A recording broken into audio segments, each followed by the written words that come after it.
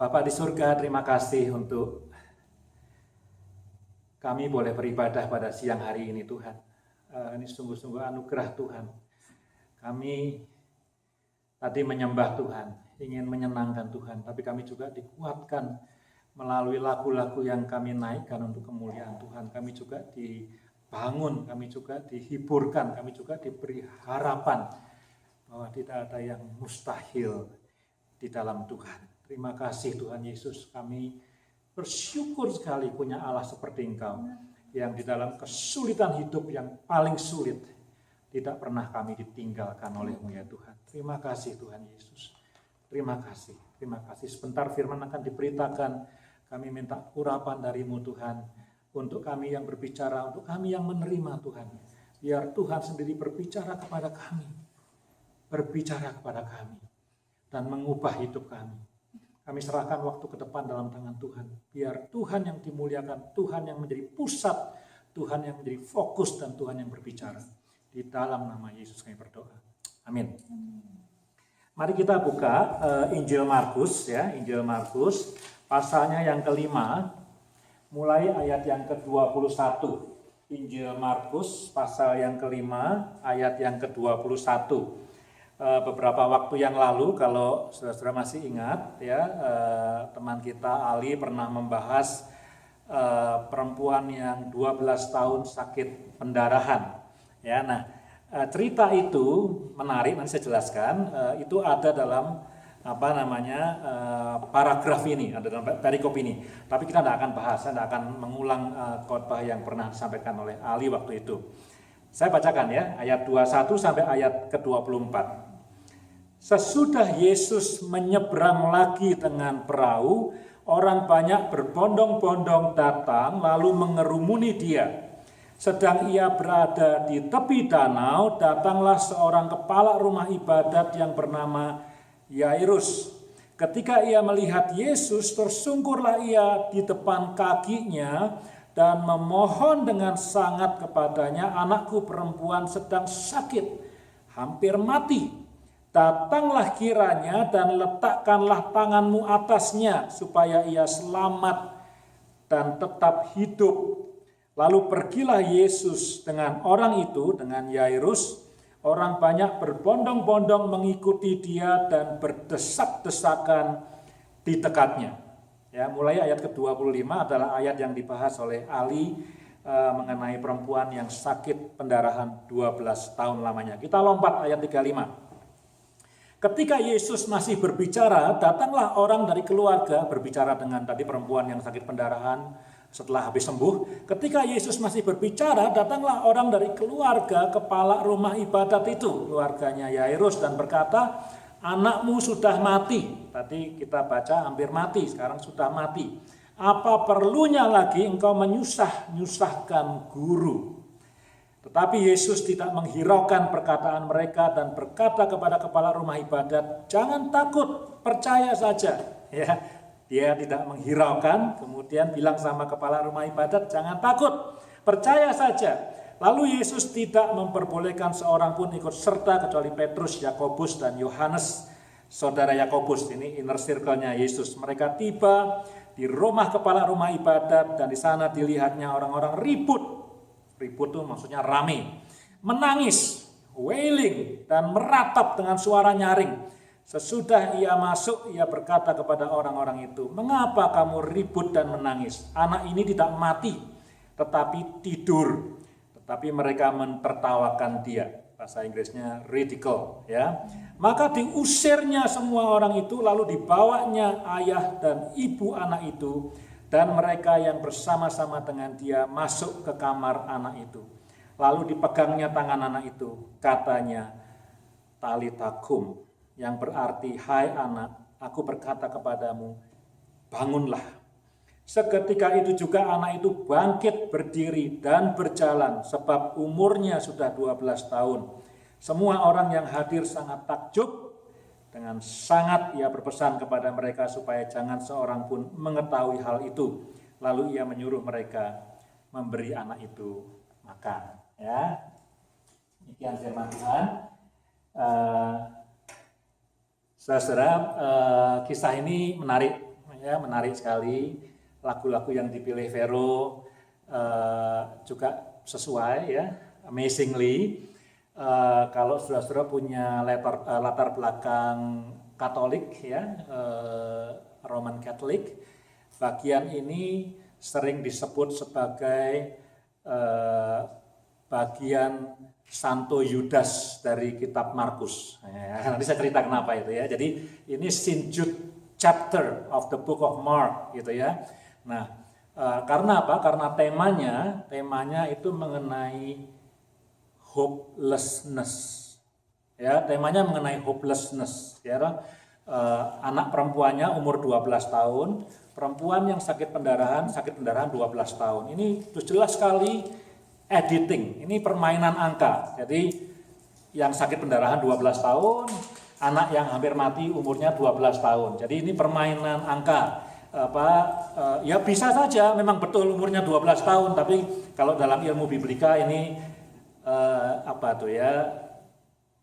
keahlian Markus untuk mengolah literaturnya gitu ya, dipaskan 12 dari satu chapter ini ya.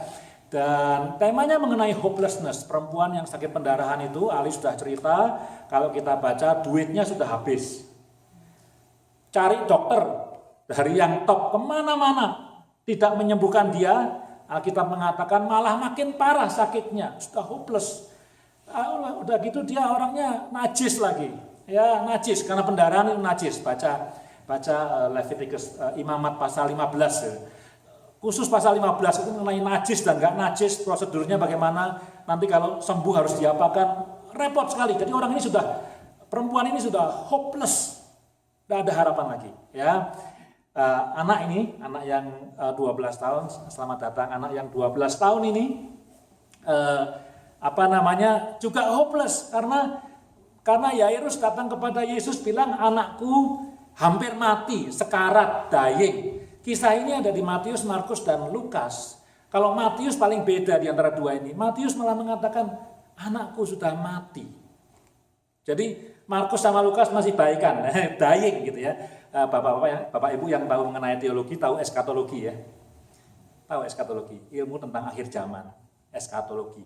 Itu dari kata eskaton, eskatos. Itu artinya akhir. Jadi eskatologi itu adalah hal-hal mengenai yang terakhir. Nah, bahasa Yunani yang dipakai untuk melukiskan anak yang umur 12 tahun ini mengatakan bahwa anak ini ada ada di posisi eskaton, in the last seconds atau last minutes of her life.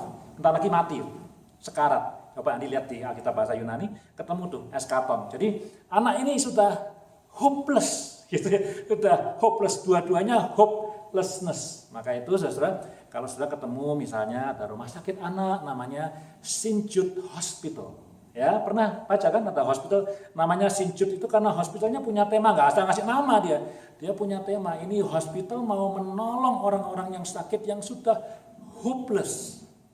Nah, kalau mau tahu kenapa ada hospital namanya Saint Jude, kenapa ada rumah panti asuhan namanya Saint Jude ya, yang familiar dengan kisah-kisah mengenai Santo itu mengatakan bahwa this institution itu berdiri untuk menolong orang yang hopeless. Jadi pasal kelima ini kisahnya mengenai dua orang yang hopeless. Satu orang udah ke semua dokter sampai duitnya habis, 12 tahun bayangin pasti habis duitnya. Nggak bisa kerja, hopeless, nggak sembuh juga. Dan yang satu sudah eskaton, sudah within minutes atau within second dia bakal mati. Nah, itu saya kasih tahu backgroundnya dulu ya. Jadi saudara, kisah ini tentang hopelessness ya. Tapi saya bersyukur sekali, dan ini sekaligus jadi poin yang pertama yang saya ingin sampaikan. Saya bersyukur sekali karena hidup di dalam Kristus Yesus atau menjadi orang Kristen atau beriman di dalam Kristus Yesus itu selalu ada pengharapan. Ya, kalau saudara ngikutin, satu lagi, kalau saudara ngikutin renungan yang saya tulis itu devosi tiap hari, ini kisah ini bukan paralelnya, tapi cuma dua kali di dalam Injil ada orang mati bangkit. Nah, ini anak 12 tahun sama Lazarus. Kita sedang bahas Lazarus tiap hari dalam devosi kita ya. Yang lainnya menyembuhkan ya, buta, melek, tuli. mendengar ya. Yang ketiga yang bangkit Yesus sendiri ya. Ini perempuan 12 tahun, Lazarus saudaranya Maria dan Marta, kemudian nanti Yesus bangkit setelah mati disalib. Ya, jadi ini termasuk besar ini mujizatnya karena mati bisa hidup lagi gitu ya. Nah, di dalam iman Kristen itu selalu ada pengharapan. Saya tidak mengatakan bahwa mujizat pasti terjadi kalau kita berharap apa gitu ya. Hari ini kan devosinya jelas sekali ya. Kalau kita sakit beriman sama Yesus pasti sembuh, saya tidak mau menjamin gitu ya. Saya bukan orang yang mau membual-bual gitu ya, seperti itu. Tetapi kenyataannya adalah bahwa hidup di dalam Kristus Yesus itu selalu ada pengharapan, dan pengharapannya bukan pengharapan yang mati, tapi pengharapan yang hidup menurut 1 Petrus. Jadi pengharapan yang betul, jadi bukan pengharapan yang palsu, tapi pengharapan yang betul. Nah, saya ingat dengan satu kutipan, ya, kutipan yang bagus sekali. Saya pernah sharing di WhatsApp grup jemaat kita. Ya, dalam kutipan itu dikatakan begini: jangan mengambil atau jangan menghentikan kalau ada seseorang sedang berharap. Mungkin berharap sembuh, mungkin berharap untuk dipulihkan dalam hal relationship, mungkin berharap untuk bisa mendapatkan pekerjaan, mungkin berharap untuk jangan bilang enggak mungkin kamu, enggak mungkin ya. Kamu enggak qualified untuk pekerjaan itu ya. Jangan berharaplah ini untuk lulusan S3, kamu cuma S2, kamu cuma S1. Nah, jangan begitu ya. Kenapa dalam kutipan itu? Kenapa? Karena mungkin satu-satunya yang dimiliki oleh orang itu adalah harapan. Jadi kalau harapannya kita ambil juga, habis dia tidak punya apa-apa lagi.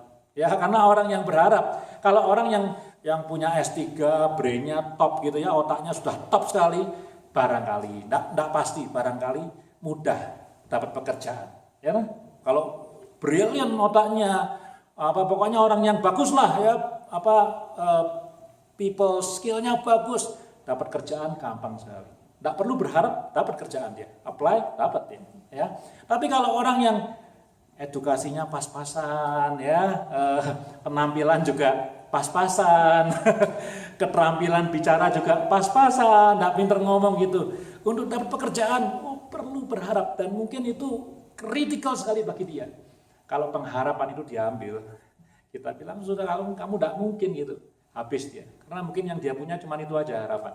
Ya, tapi berita baik hari ini, kalau kita beriman dalam Kristus Yesus itu selalu ada pengharapan, even kepada orang yang hopeless, even kepada orang yang sudah ada di eskaton, yang sudah beberapa menit lagi akan meninggal, tetap ada pengharapan. Nah, itu message yang pertama dari khotbah hari ini. Selalu ada pengharapan, selalu ada hope ketika kita beriman dalam Kristus Yesus. Jangan pernah, ya tadi saya bilang orang lain jangan nutup pengharapannya seseorang, ya, dan kita juga jangan menutup pengharapan diri kita sendiri. Sebelum saya pindah ke poin kedua, kemarin saya ngambil waktu 1 jam, ya, untuk ngapain? Untuk mengenang 9/11, ya. World Trade Center, ya, cari di YouTube. Nah, pertama kakak saya kirim, ini sekarang lagi CNN lagi live untuk 20 years mengingat World Trade Center. Saya buka CNN udah lewat. Saya cari di ABC, ada ABC. Akhirnya saya ambil nonton satu dokumenter soal Flight 93. Flight 93 ini yang nggak hitting apa-apa, yang cuma hitting the ground di Pennsylvania, yang harusnya konon tujuannya untuk menyerang Capitol Building, ya, Flight 93. Jadi cukup panjang tuh. Jadi yang di dalam Flight 93 sempat tahu bahwa World Trade Center sudah ditabrak sama pesawat. Jadi bisa telepon ke istrinya, telepon kemana gitu, sudah tahu bahwa ada pesawat-pesawat lain yang dibajak dan sudah nabrak World Trade Center gitu. Nah, tapi ada satu kisah, ada anak perempuan sama ibu, sama stepmothernya. Nah, stepmothernya di ground, dia terbang di situ. Dia nggak bawa telepon, tapi yang duduk sebelahnya bilang, you better tell someone that you love. Kalau kamu mati, nggak ada yang tahu, nanti lebih buruk nanti. Ya. Jadi terus dia dikasih handphone, terus dia telepon. apa ibunya tahu bahwa ada 2 pesawat yang nabrak World Trade Center, tapi dia tidak beritahu. Terus kan itu kan dokumentari, dia di interview. I decided not to tell her. Karena apa? Kalau aku ngasih tahu dia bisa makin down lagi. Jadi saya ingin berusaha sedemikian rupa supaya anak saya itu di pesawat itu, meskipun sepertinya nggak ada harapan, tapi calm, gitu ya, tenang, nggak panik, nggak jadi tetap. Terus di film itu, meskipun film itu rekonstruksi, kita nggak pernah tahu yang terjadi, tapi orang-orang di dalam pesawat itu berusaha saling we can do it gitu.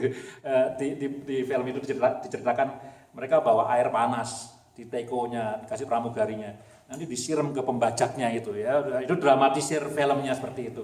But anyway, saya mengundang kita semua ya, kita yang punya iman dalam Kristus Yesus. Yuk kita jangan pernah untuk menutup pengharapan. Saya tidak berbual-bual hari ini mengatakan bahwa semua keinginan kita, semua penyakit bakal sembuh, semua masalah bakal go over gitu ya. Tapi berharap kepada Tuhan Yesus.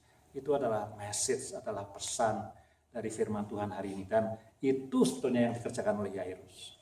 Ya, itu yang pertama, ada pengharapan di dalam iman kepada Tuhan Yesus. Yang kedua, bagaimana caranya Yairus berharap? Ada 4 poin caranya dia berharap. Ya, ada 4 poin bagaimana Yairus berharap. Yang nomor 1, Yairus itu keluar dari comfort zone-nya. Nah, saya jelaskan dulu siapa Yairus. Yairus ini bukan rabi. Dia kepala rumah ibadat, dia bukan rabi. Kalau di gereja ini dia bukan pastor siapa? Pastor Kevin. Dia bukan Pastor Kevin, ya. Dia bukan rohaniwan, dia lay leader. Nah, dia kayak Veron Maal ini, ya. Kayak Rick tuh. Di sini ada Rick yang namanya tuh, ya. Jadi dia bukan rabai, bukan pendeta, bukan imam, tapi dia kayak manajer dari rumah ibadat. Nah, dia ini punya position, punya status. Jadi most likely middle class and up. Jadi dia bukan orang miskin, dia orang yang terpandang, dia punya kantor gitu ya, seperti Rick punya kantor di situ, ngurusin semua kalau gedungnya mau disewa, kalau ada acara ini perlu beli lilin, perlu beli bunga, itu kerjaannya Yairus tuh, manajer dari sinagog, dari rumah ibadat orang Yahudi. Dia orang yang punya posisi. Tapi dia pergi ke danau, ke tepi danau, ya Yesus baru mendarat tuh ya. Dikerubutin orang banyak, Yesus kan ngetop gitu ya. Saya selalu bilang di sini Yesus adalah the new kid on the block gitu ya, karena dia orang baru. Dan kemudian ada Yairus yang punya posisi sebagai kepala rumah ibadat datang ke danau. Nah, saya kasih tahu ya, siapa yang ada di tepi danau pada umumnya? Ada 2, ya toh? Kalau mau pakai ilustrasi zaman ini gitu, turis, ya toh? Kita kan ke Lake Louise tuh, turis tuh banyak turis ya. Ke Lake Moraine banyak turis ya. Jadi siapa yang ke danau kalau pakai ilustrasi hari ini? Turis ya. Kalau pakai kisah pada zaman Tuhan Yesus, siapa yang ada di tepi danau? Fisherman. Ya, nelayan yang tidak sekolah seperti Petrus, seperti Andreas. Itu kerjaannya di tepi danau gitu ya. Kalau Yairus kerjaannya di kantor, di rumah ibadat. Jadi Yairus berharap bukan cuma Tuhan aku berharap kepadamu, Tuhan aku percaya engkau sanggup menyembuhkan anakku, atau Tuhan dan seterusnya percayanya apa, tapi dia orang yang keluar dari comfort zone-nya dia, keluar dari kantor dia yang comfortable, yang nyaman, kemudian datang kepada Tuhan Yesus di danau. Ya, tempat para nelayan parkir perahunya kotor di situ. Yairus datang ke situ. Itu pertama ya. Jadi kalau kita punya pengharapan bakal dapat pekerjaan yang baru yang lebih baik, pengharapan untuk dapat rumah yang lebih baik, boleh aja. Pengharapan untuk sembuh, misalnya sakit pengen sembuh, pengharapan apa saja, maka kita perlu bersedia untuk meninggalkan comfort zone kita. Kalau enggak, pengharapan kita Jadi tidak ada artinya. Ya, kapan ya kita ketemu ya? Berapa hari yang lalu ya? Saya bertemu dengan Ali dan Vero via Zoom, ya rapat. Saya sharing, saya dengar satu khotbah dan pengkhotbahnya quote satu quotation yang bagus. Dikatakan di sana kita boleh punya tujuan hidup yang berubah atau tujuan organisasi atau tujuan gereja. House for Nation boleh berubah-ubah tujuannya, keluarga kita boleh berubah-ubah tujuannya, tapi pendeta ini dalam quotation-nya mengatakan kalau sistem tidak pernah dirubah, maka tujuan atau impian yang dirubah juga tidak akan pernah dicapai.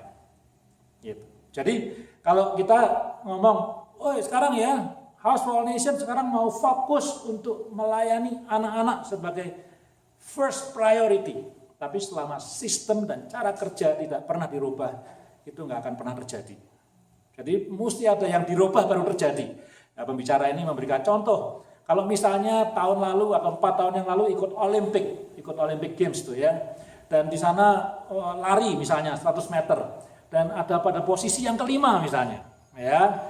Dan tahun ini tahun 2021 kemarin ikut di Tokyo, ikut Olimpik lagi. Sekarang pengennya dapat medali, entah perunggu, entah perak, entah emas, barangkali begitu. Maka harus ada yang dirubah caranya, mungkin latihannya ditambah, makanannya diganti, dan seterusnya. Kalau enggak, impian untuk untuk mendapat medali itu akan sekedar impian yang tidak akan pernah tercapai. Ada sistem yang harus dirubah. Nah, Yairus punya pengharapan, dia ingin anaknya sembuh. Dia biasanya ngantor di gereja, ngantor di sinagog, nulis-nulis gitu ya, tanda tangan dokumen. Tapi kali ini dia get out from his comfort zone. Pergi ke danau tempat nelayan yang kotor dan bau itu untuk ketemu Tuhan Yesus. Yang pertama. Yang kedua, pengharapannya Yairus. Yairus itu rendah hati, ya, rendah hati. Kenapa? Karena kepada the new kids on the blocks, dia mau tersungkur di danau, ya. Ya, saya tidak tahu danaunya itu apa ya. Mungkin Ali tahu, udah pernah ke Galilea itu ya. Pasir atau batu? Batu. Nah, saya belum pernah soalnya ya. Ya, bukan karpet, ya, bukan lantai yang halus. Dia tersungkur di kakinya Tuhan Yesus, Yairus ini. Jadi orang yang punya status tersungkur kepada the new kid on the blocks, yang tidak punya status, Yesus tidak punya status gitu ya. Dan orang Yahudi tidak suka, mau ngelemparin dia dengan batu. Bagaimana orang ini yang punya status, kan harusnya dia pergi kepada seorang rabai atau seorang imam, minta supaya anaknya yang hampir mati itu sembuhkan. Kenapa dia bisa mencari Tuhan Yesus yang ya tidak punya status, tidak punya jabatan, tidak punya edukasi, dan kemudian tersungkur di kakinya. Ya, ini orang yang rendah hati. Nah, refleksi saja ya, banyak di antara kita yang berharap, tapi kalau orang Jawa bilang petantang petenteng. Berharap tapi petantang petenteng. Nah, ketika saya coba untuk melihat ayat ini, kemudian belajar ya, apa sih paralelnya kisah ini? Yairus itu paralelnya adalah Naaman yang sakit kusta, masuk ke sungai Yordan, 7 kali membenamkan kepalanya, baru kemudian sembuh. Paralelnya dengan Yairus itu. Ya, jadi Naaman, anak-anak sekolah minggu senang dengan cerita ini ya. Aduh, nggak mau ya, saya kan panglima jenderal, masa disuruh masuk di kolam di sungai Yordan yang katanya kotor itu. Kenapa saya nggak dipilihkan sungai yang bersih gitu ya? Kenapa nggak cuma 1 kali aja? Kenapa harus 7 kali? Nah, Yairus itu punya iman, punya pengharapan, dan dalam pengharapannya itu dia rela dan willing untuk merendahkan hatinya di hadapan Tuhan Yesus. Dia tersungkur di kaki Tuhan Yesus. Itu yang kedua ya, tentang pengharapan Yairus. Yang ketiga, ketika Yairus berharap, dia itu punya kasih yang besar kepada anaknya. Ya. Jadi waktu saya baca kisah ini, saya mikir, kalau ya, jangan ya, kalau ini Keiko, saya akan berbuat apa? Gitu. Saya mikir gitu. Kalau ini Keiko, saya akan berbuat apa? Itu yang saya pikirkan. Jadi dia tidak cuma berharap ingin mujizat, tapi ada sesuatu yang tentu enggak kepada semua orang gitu ya, itu wajar ya. Kalau anaknya orang lain kita doakan sama doakan anak yang sakit lain gitu ya, itu sudah umum gitu ya. Tapi Yairus itu serius sekali gitu ya, karena apa, ini anaknya sendiri ya mau mati gitu ya. Jadi dia datang kepada Tuhan Yesus dengan kesungguhan hati.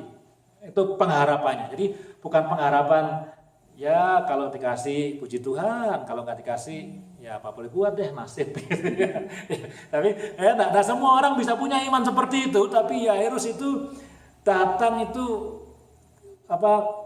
betul-betul karena itu. Nah, ketika menyiapkan khotbah ini, saya lagi ngajakin Keiko untuk ikut retreat ya, nanti tanggal 24 ada retreat gitu ya buat anak-anak muda gitu. Saya lagi ngajak dia untuk ikut retreat. Nah, Keiko umurnya 16, artinya apa? Tidak bisa dipaksa. Ya, kalau Kiefer mungkin masih bisa dipaksa, tapi kalau Keiko tidak bisa dipaksa ya. Jadi dan retreat ini adalah menurut saya baik, menurut bapaknya baik gitu ya. Dan nanti setelah retreat itu ada program setahun gitu, semacam Bible study ya, tiap minggu gitu kan, seperti itu. Lalu saya udah sounding cukup lama, kemudian Keiko datang kepada saya, dia tanya, "Dad, kalau aku ikut retreat, tapi kemudian nggak mau ikut Bible study yang tiap minggu itu gimana?" Dia nanya gitu kan. Saya bilang, gini, retreatnya ini tujuannya adalah untuk kick off program itu bisa jalan gitu.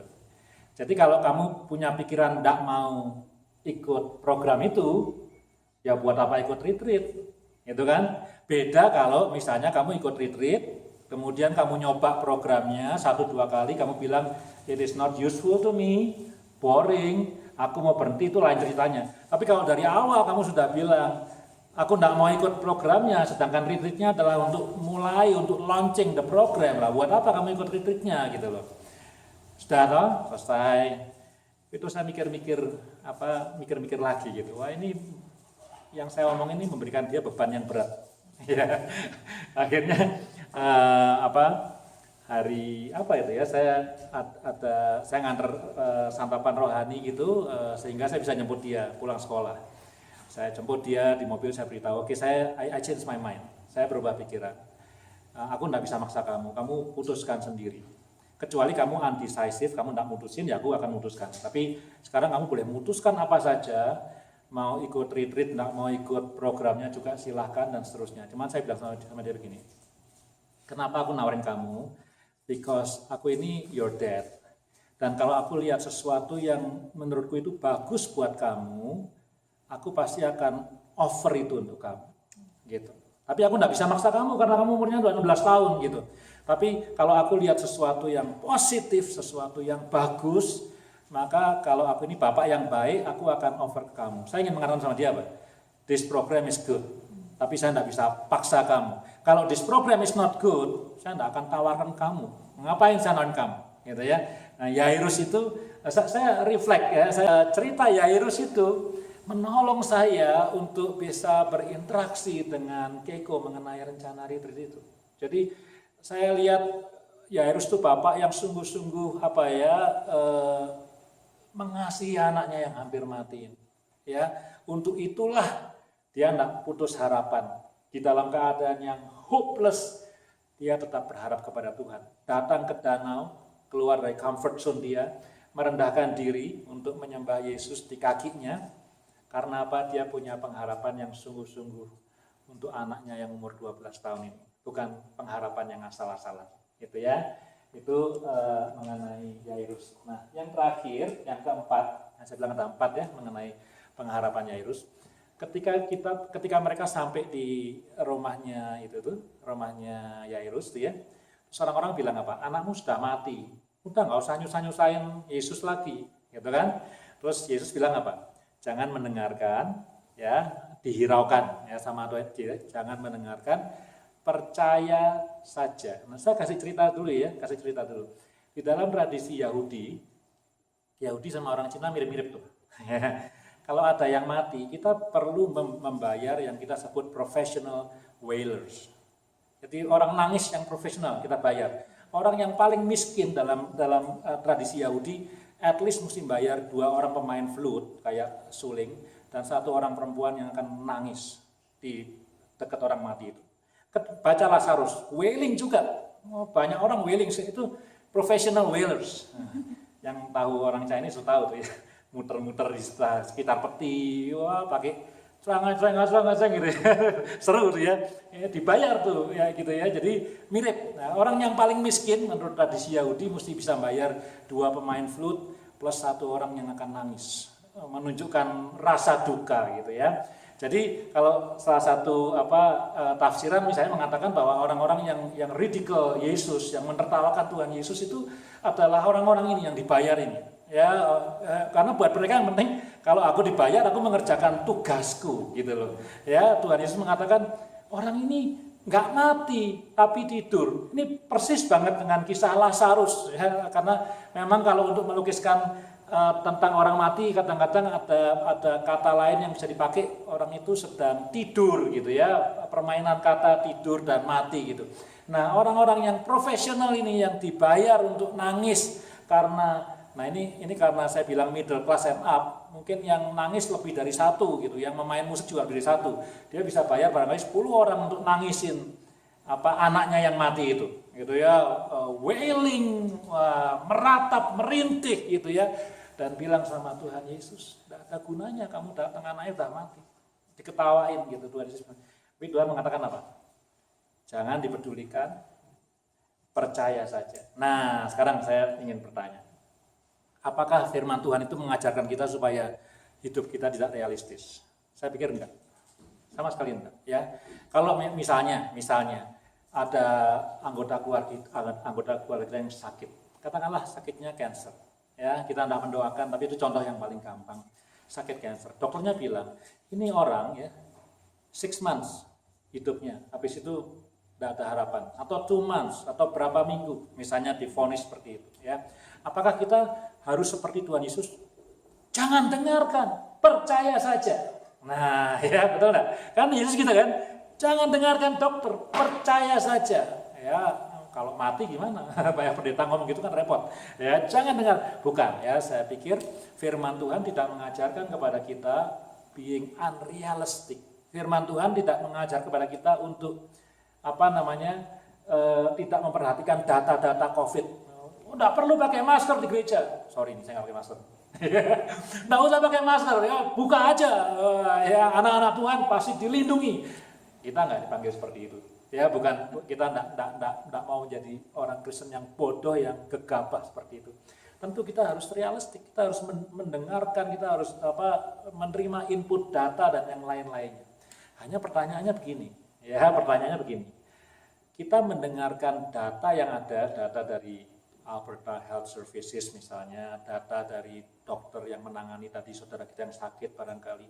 Pertanyaannya, kita dengarkan Tuhan enggak? Nah, itu pertanyaannya. Jadi saya akan memakai kata jangan dengarkan tapi percayalah kepadaku untuk ini. Ya, ketika kita mendengarkan Alberta Health Service, katakanlah 24 hours a day, tiap jam kita cek websitenya, ada perubahan enggak? Tiap jam kita cek websitenya. Pertanyaan saya, tiap berapa jam kita ngecek Tuhan ngomong sama kita? Itu pertanyaan saya, ya. Pertanyaan saya, tiap berapa jam kita ngecek Tuhan ngomong sama kita? Setiap jam mungkin kita telepon dokternya, dokter, tante saya yang sakit cancer gimana? Gitu ya. Dokternya ngomong apa? Besok telepon lagi, dokter. Pertanyaannya, kita dengar suara Tuhan, ya. Kalau kita terus nanyanya sama dokter, terus buka Alberta Health Services, terus maka pengharapan kita bukan pengharapan dalam Kristus Yesus. Pengharapan kita pengharapan di dalam Alberta Health Services, pengharapan di dalam kemampuan dokter untuk menyembuhkan tante atau om atau siapapun saudara kita yang sakit itu. Kalau kita berharap kepada Tuhan Yesus, maka dia katakan, ya jangan dengar yang lainnya, yuk percaya sama saya aja. Kira-kira seperti itu yang dikatakan oleh Tuhan Yesus kepada bapaknya, Yairus.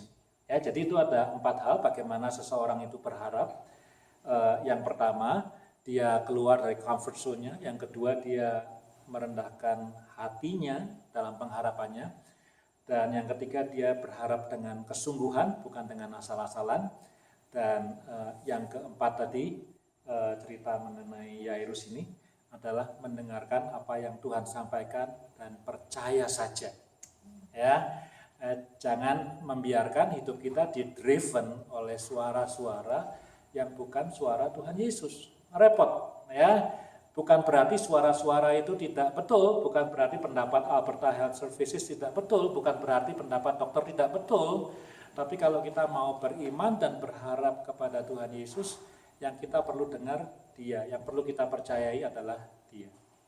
Yang terakhir, ya, poin yang ketiga. Tali takum, artinya apa? Hai anak, bangunlah. Ya, terus dia bangkit. Kemudian Yesus bilang, kasih perempuan ini makan. Ya, kalau dia bisa makan, artinya dia hidup. Jadi sebetulnya emang dia lapar, nggak peduli dia lapar apa enggak, ya. Tapi dia harus kasih makan, karena ketika dia makan, orang melihat, oh ini hidup nih perempuannya. Ya, dia ada kan salah satu bukti kehidupan menurut ilmu biologi kan bisa makan, ya, bisa berkembang biak dan lain-lainnya. Nah, tali takum, anak ini mati secara jasmani.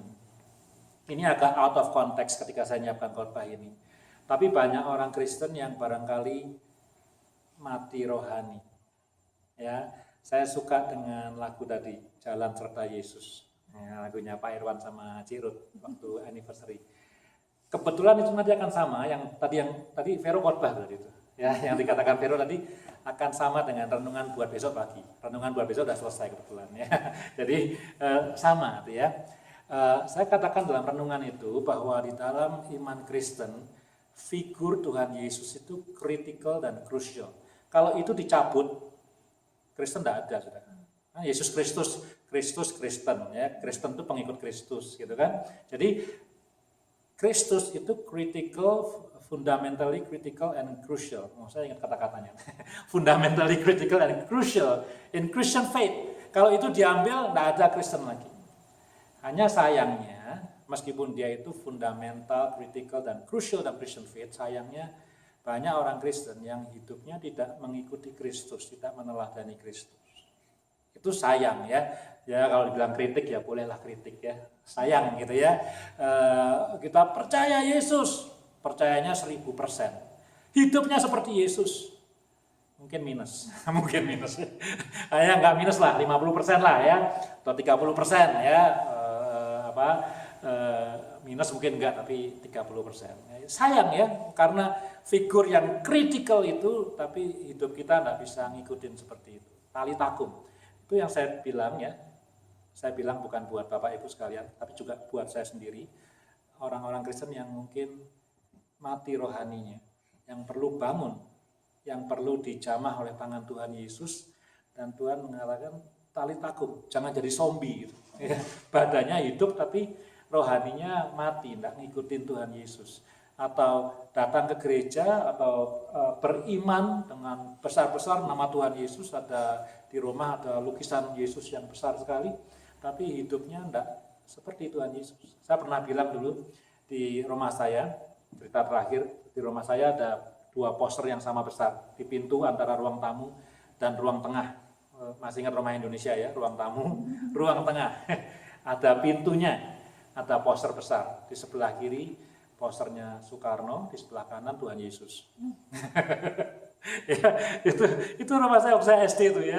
Karena dulu ayah saya ikut PNI, jadi ada posternya Soekarno di sebelah sini Tuhan Yesus. Mana yang penting? Saya baru refleksi akhir-akhir ini. Meskipun tiap hari saya lihat itu gambar Tuhan Yesus, lumayan, separuh jendela itu gedenya. Tiap hari pasti lihat lah, ruang tengahnya ada meja makannya, pasti lihat itu Tuhan Yesus. Soekarno juga pasti lihat gitu, ya. Tapi yang menarik adalah saya tidak terlalu care dengan hidup saya. Mungkin karena saya masih kecil waktu itu, masih SD, ya. Nah SD mana ada yang care dengan hidupnya barangkali, ya. Saya tidak terlalu care dengan itu. Nah saudara-saudara, kita semua yang di sini dewasa, ya, sudah lama jadi Kristen, tahu bahwa Kristus itu adalah fundamentally critical and crucial to our faith. Nah, this is the time untuk bangun. Anggap aja firman Tuhan ini, kalau lupa semua yang tadi, tentang pengharapan dalam Kristus, ingatlah bahwa Tuhan sedang menyentuh tangan kita dan mengatakan, tali takum, ayo bangun. Kita perlu bangun, kita perlu hidup meneladani Yesus Kristus. Gitu ya. Saya akan berdoa, Vero akan ini ya, respon song ya. Yuk kita bersama-sama berdoa. Bapa di surga, terima kasih untuk firman-Mu Tuhan. Terutama kami bersyukur sekali Tuhan karena hidup di dalam percaya kepada Tuhan Yesus. Selalu ada pengharapan. Kami mungkin sering dalam keadaan yang hopeless, yang dalam pikiran manusia tidak ada lagi pengharapan. Tetapi di dalam Kristus Yesus selalu ada pengharapan. Dan pengharapan itu adalah pengharapan yang hidup. Tolong kami Tuhan ketika kami berharap kepadamu, entah untuk apapun itu, entah itu untuk kesehatan, untuk pemulihan hubungan, untuk pekerjaan, untuk segala hal yang kami harapkan Tuhan. Tolong kami untuk bisa belajar dari Yairus, meninggalkan comfort zone kami. Kami berharap dan kami aktif berharap. Kami mau merendahkan diri di hadapan Kristus Yesus, tersungkur di kaki Tuhan Yesus. Kami mau bersungguh-sungguh berharap Tuhan, bukan hanya asal berharap, bukan hanya dengan setengah hati, tapi dengan sepenuh hati berharap kepada Tuhan Yesus. Dan kami mau Tuhan, hidup kami dikendalikan oleh suara Tuhan, oleh firman Tuhan, bukan oleh suara-suara yang lain. Bukan kami tidak mau realistik, tapi kami mau mendengarkan suara Tuhan lebih daripada suara yang lainnya. Karena pengharapan itu ada padamu sendiri. Terima kasih Tuhan Yesus. Terakhir Tuhan, semua yang ada dalam ruangan ini, bangunkan kami. Tali takum, hai anakku bangun, bangun. Mari kita jadi orang Kristen yang bangkit rohaninya. Tidak mati rohani, hidup, percaya dan meneladani Kristus Yesus. Terima kasih. Di dalam nama Tuhan Yesus kami berdoa. Amin.